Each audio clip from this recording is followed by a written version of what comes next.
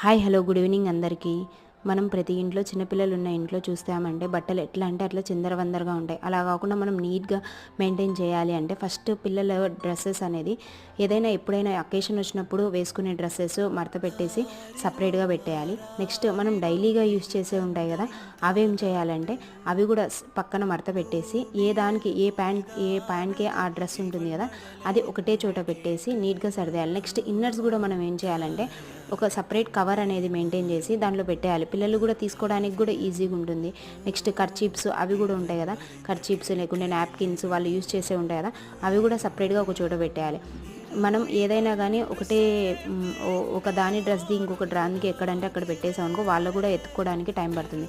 అట్లా కాకుండా మనం ఏం చేయాలంటే ఏ దానికి అదే మ్యాచింగ్ కరెక్ట్గా పెట్టేసామనుకోండి, నీట్గా ఉంటుంది కనిపించడానికి.